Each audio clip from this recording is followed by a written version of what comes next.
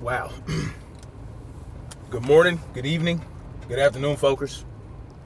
Welcome to the Definition of Anarchy with Snapzilla Gorilla.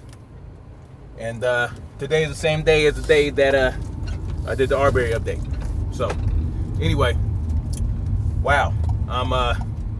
I need to talk more about Arbery and certain individuals' take on the situation and how they're conveniently leaving out the fact that Arbery was not, there was no evidence that he committed a felony. But these people, they decide to brush that aside and focus on the fact that he stepped foot on that property in the first place. And now they want to say that Arbery attacked Robin McMichaels. Again, there's no evidence of that. I looked at the video again. This is what happened. You guys can look at the video too. He was running down the road, down the center of the road, and he was approaching the left rear side of the truck. Okay? And he saw Travis, I suppose. So he went around the other side. Okay? The camera swings away, and when you see it again, when you see those two again, Arbery is in a tussle with Robin McMichaels, who is at this point at the front of the truck. So obviously, Robin McMichaels went from this side of the road, right, away from the truck, to the center, toward the front of the truck. So it wasn't like he was on a retreat or that Arbery just rushed him all the way to that side of the road. No. He ended up at the front of the truck where he met up with Arbery. Okay? Now you see Arbery grabbing the gun initially. Okay? He's not putting his hands on McMichaels until after like the second shot. Okay? And then the camera kind of swings away again. It looks like Arbery might be swinging at Batman McMichaels or Robin McMichaels. But again, the gun had been discharged already. So at that point, you're like, okay, adrenaline's up. Let's amp this up. I need to do more than just grab the gun, right? Now, if I'm not mistaken, and somebody correct me in the comment section if I am, the first shot happened off screen, okay? So we don't know, to me, I don't know. There were 3 shots. 2 you saw. 1 you didn't. So let's keep those facts intact. If I'm wrong, like I said, let me know in the comment section. I ain't got no problem being corrected. Okay? I'll correct myself even if I realize I did something or said something wrong. Like I said, that Arbery likely did not see Travis or Robin McMichaels with the shotgun until after he was on the other side of the truck. I was wrong about that. Okay? So, but this is the thing, man. This is the key situation. These people want to harp on the law all the time. The law this, the law that. Now, I watched Anthony Brian Logan's video on it this morning, and it was kind of like, okay. It was like he was waiting for something to vindicate these cats, Batman and Robin, for whatever reason. Like, I'm not going to say because they're white. I don't know. But now, all of a sudden, Ahmaud Arbery deserves to have been shot because he had trespassed on a piece of property that was under construction. Again, nothing was taken, right? There's no proof of anything was taken. But we want to justify his death now because he went up in somebody's property that wasn't there. Okay? And he started running. You know, I was gonna do a response video to ABL video, but like, I don't have the energy for that right now. The point is this. Y'all can go check out the video. He's basically saying he doesn't care. He don't care about them or Ahmaud because he's not the blah, blah, blah, and all this other shit. But you have to understand, when you allow shit like this to go to the wayside, when you say, okay, you know what? Batman and Robin, they can get off with it. It's okay. It doesn't matter if they chase someone down that didn't commit a felony that they witnessed. Let's allow them to have shot someone, right? Or to have confronted someone, or accosted somebody with firearms. Just because you have a right to keep and bear arms does not mean that you get to harass or physically approach someone with that firearm. It doesn't mean that you have the right to do that. Okay? You have to be responsible with firearms. Okay? You have to be responsible. And that's all I'm going to say about that. You have to be responsible. You can't feel like, oh, I have a firearm, now I can just approach anybody. I can chase down people who I feel like committed a crime, you know, even though there was no evidence of a felony. Georgia state law. There has to be a felony. You have to know or witness the felony. They did not witness a felony. They witnessed a freaking trespass. So because Arbery trespassed, he deserved to die. That's the gist of what I got from Anthony Brian Logan video. Okay, that's the gist of what I got. And what I'm going to do is, when he does his live on Wednesday, I'm going to call in and I'm going to record it. And I'm going to take him to task about that, because guess what? You don't get to say someone deserves to die because they stepped onto someone else's property that was, which house was under construction. They don't deserve to die for that. They don't. No one was there. He didn't attack anybody. He didn't take anything. He did the wrong thing by walking up onto somebody's property that didn't belong to him. But that doesn't mean that somebody else whose house it doesn't even belong to deserves to chase him down and ultimately lead to his death. Now, did the McMichaels go there with the intention of killing Ahmaud Arbery? I don't know. I don't know. And then he says, Anthony Brian Logan says this. He says, the only reason the GBI is involved is because of protests. That's complete and utter nonsense, because there were 3 different prosecutors. There was some sweetheart cover-up deals going on between the McMichaels and the local police. I mean, the local prosecutors. What are you talking about? The 2 prosecutors had to recuse themselves. Oh, it's because of black people protesting. No, Mickey Fricky.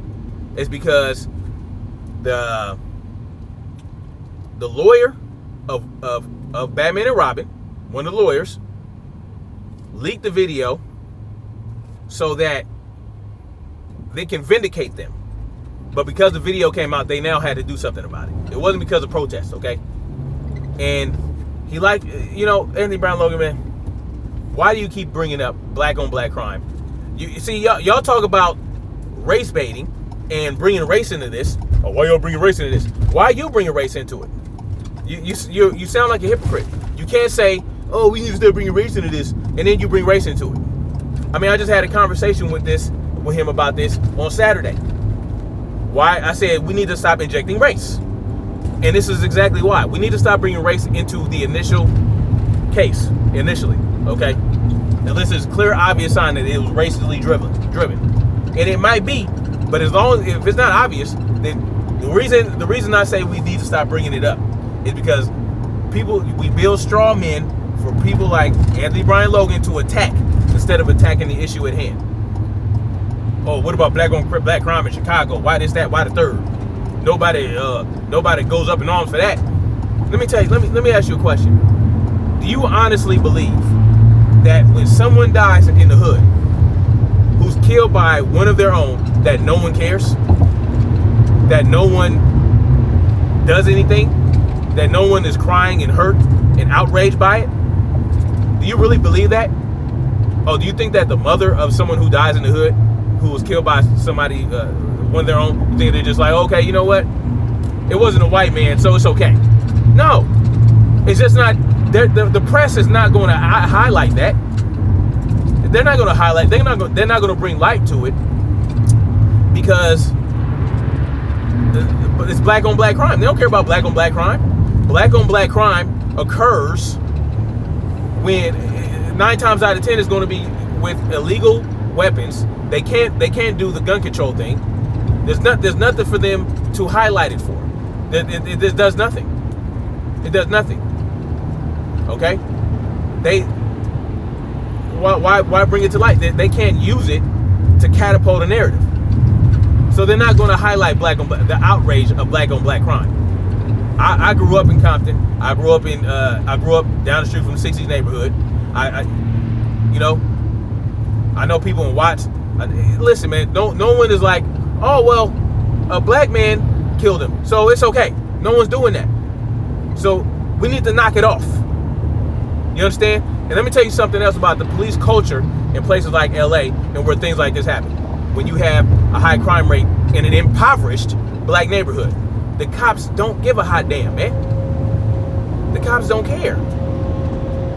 People get, not only the cops don't care, but the people in that neighborhood are 9 times out of 10 are not going to snitch, because if they snitch, the cops really aren't going to protect them. The cops aren't going to protect them. And then there's a whole snitches get stitches thing. So they're afraid for their life. They feel like, okay, if I snitch on this dude and nothing comes of it, I might be his next victim. So there's a whole, see, Anthony Brian Logan says he grew up in the hood, but yet when he talks to you guys, or he talks to people about black on black crime, these are things that he leaves out. Okay? It's more complex than, oh, a white man or a cop didn't kill him, so therefore it's okay. No, it doesn't work like that. It's not going to be highlighted. You understand? It's not going to be highlighted. And that's just the bottom line.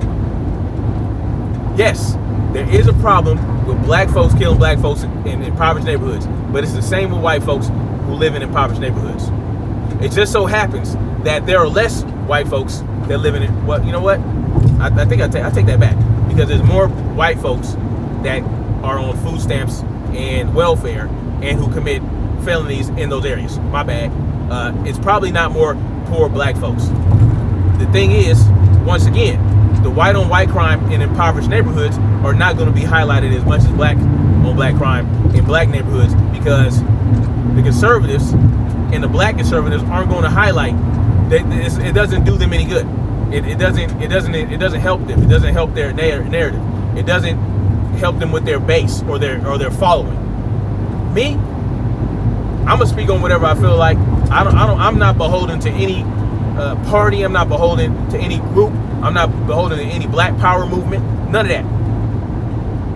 I look at things as objectively as possible, and I try to have all the information. I try to put out all the information so that it's not just one-sided, as it is with Anthony Brian Logan. Okay? Deliberately leaving out the fact that, look, we know it. In order to pursue and arrest someone who you witness committing a crime, in order to do that legally in the state of Georgia, there has to be a felony. They did not witness a felony. What are we not understanding about that, ABL? Brandon Tatum? The Amazing Lucas knows it. The Amazing Lucas is more on that freedom shit. I see the progression, and he understands it. And he said the same thing. Why are we bringing up black on black crime in cases like this? It's a straw man. They want to keep the focus away from the facts. Y'all say you want to stay on the facts, but you don't stay on the facts. You omit certain facts to make what you're saying look more palatable and plausible.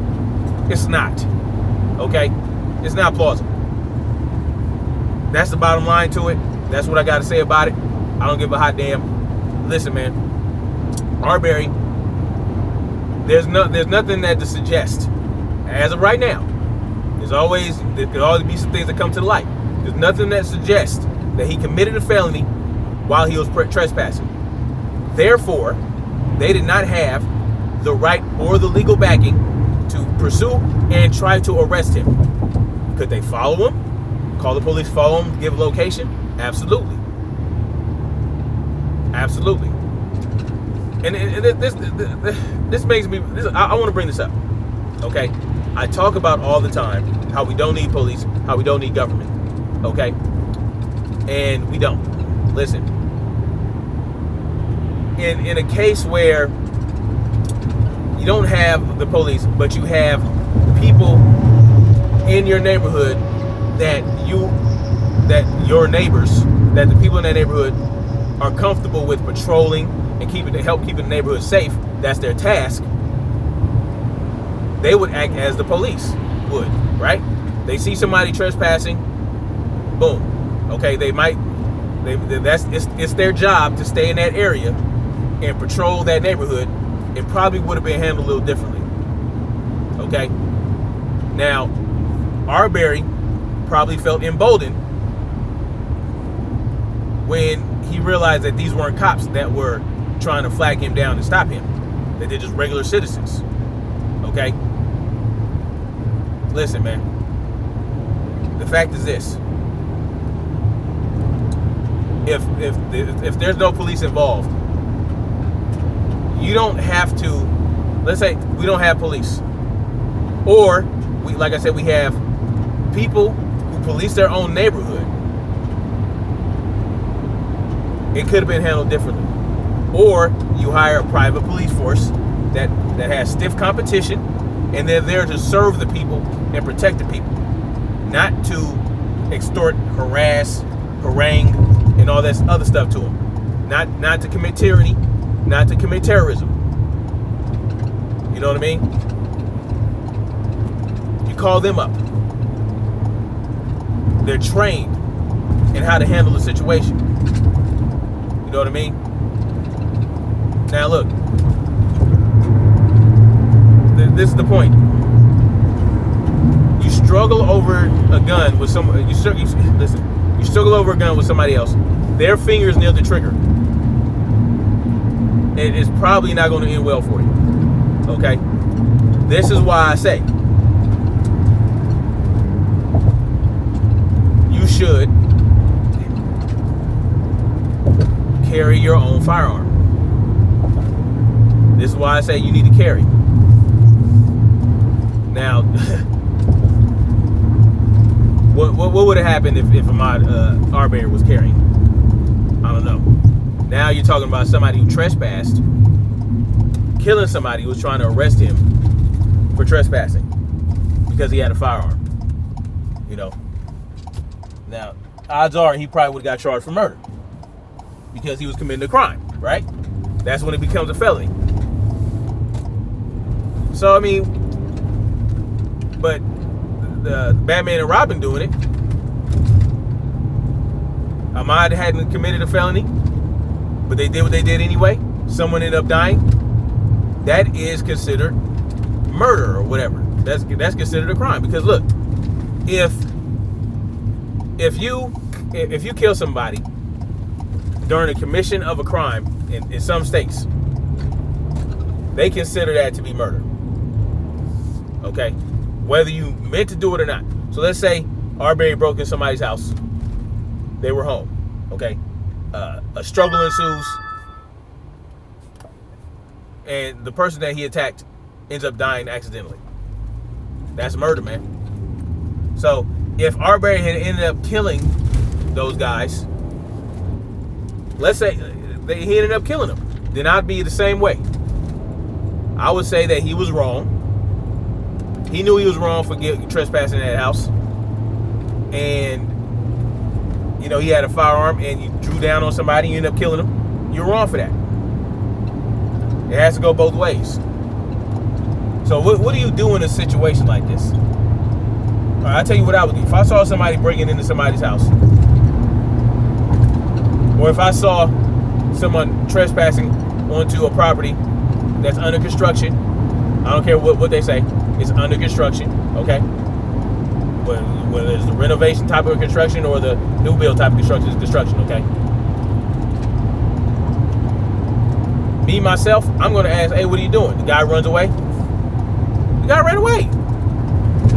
He didn't attack me or nothing like that. So guess what I'm doing? I'm calling the police, the private police force in an ideal situation, or I'm calling the Gestapo police. Maybe I'm not even doing that. The guy didn't do nothing. So guess what? I'm going to inform the people of the neighborhood. I'm not calling the police. Not if it's the Gestapo type of police. I'm talking about, but if it's a private police force or if it's the neighborhood patrol, I'm calling them up. Hey, look out for this guy, man. He was up in this house across the street, and I don't know what he was doing there, but be on the lookout for him. If you see him, you know, just ask him what the hell he was doing. No, you know, or whatever. Leave it up to them. and then maybe even post a guard or patrol that area a little bit more as a private police force or as the neighborhood security force. That's what I say. That's what I would say. But to hop in the car with your guns, man, it's a tough one. I wouldn't do it. The dude ran away. It is what it is. So anyway, that's what I got for now. People think that he deserved to die. You know, they're not going to say it, but they're gonna beat around the bush. They're going to say different little things here, and they're going to say smart ass comments, and then we go from there. So anyway, much love to y'all. Share, like, subscribe, whatever. Do what you got to do.